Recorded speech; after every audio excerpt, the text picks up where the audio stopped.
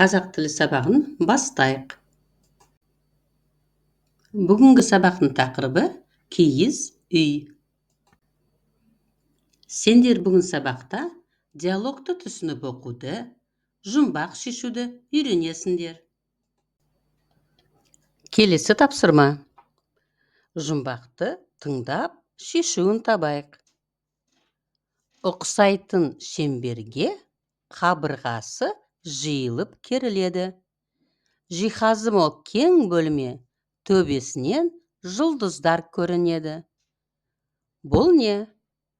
Оқушылар, ойланайық. Іске сәт.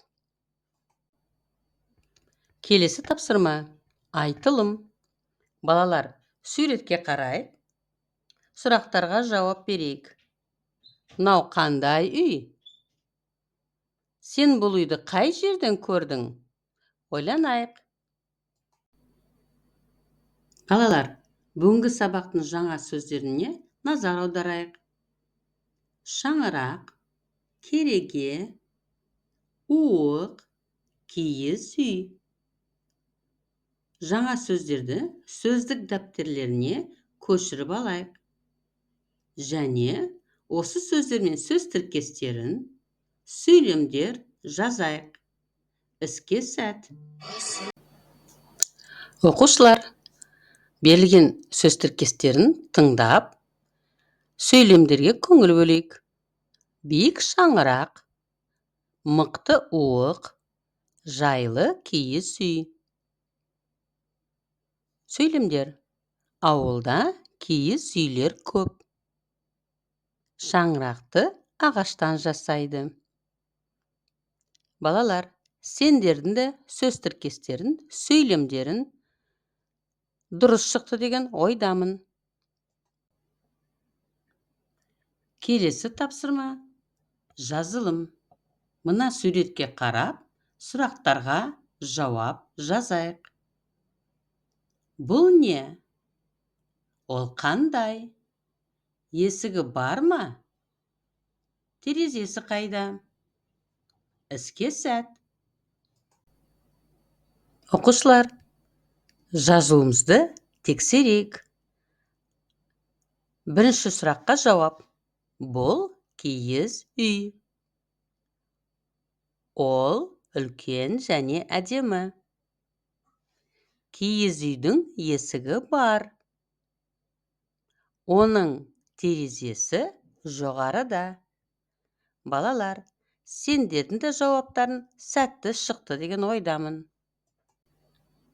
Келесі тапсырма оқылым. Ықылас қойып тыңдап, сұрақтарға жауап береміз. Балам, үйге кір. Қандай әдемі үй? Әже, киіз үй туралы айтып беріңізші. Жақсы. Қазақ халқы бұрын киіз үйде тұрған. Киіз үй жазда салқын, қыста жылы болады. Неге жазда салқын, қыста жылы болады? Себебі сыртын киізбен қаптайды. Киіз ыстық пен суықты өткізбейді. Әже, киіз үй неден құрылады? Киіз үй шаңырақ, кереге, уық, есіктен құрылады. Шаңырақ дөңгелек екен. Иә, Алма. Әже, сізге көп рахмет. Енді балалар, мәтін бойынша сұрақтарға жауап берейік. Қазақ халқы бұрын қайда тұрған? Киіз үй қандай болады? Киіз үйді немен қаптайды? Киіз үй неден құрылады? Шаңырақ қандай болады?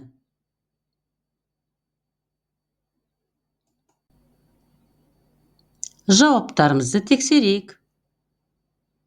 Бірінші жауап. Қазақ халқы бұрын киіз үйде тұрған. Киіз үй қыста жылы, жазда салқын болады. Киіз үйді киізбен қаптайды. Ол суық пен ыстықта өткізбейді. Киіз үй шаңырақ, уық, кереге, есіктен құрылады. Шаңырақ дөңгелек болады. Оқушылар, сендердің де жауаптарын сәтті шықты деген ойдамын. Оқушылар, келесі тапсырма сурет бойынша киіз үй туралы әңгіме құрастыру. Алдымен киіз басу өнері туралы видеоролик көріп тамашалайық. Іске сәт!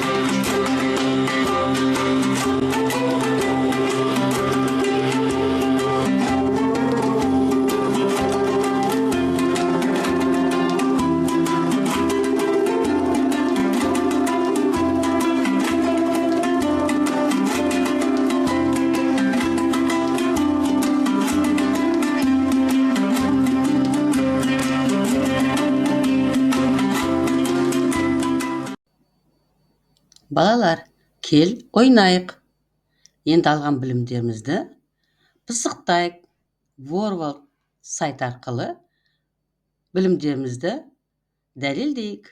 Іске сәт! Балалар, үй жұмысын жазып алыңдар. Енді бас бармақ тәсілі арқылы кері байланыс жасайық. Сендерге барлық тапсырма түсінікті болды деген ойдамын. Іске сәт! Назарларыңызға рахмет.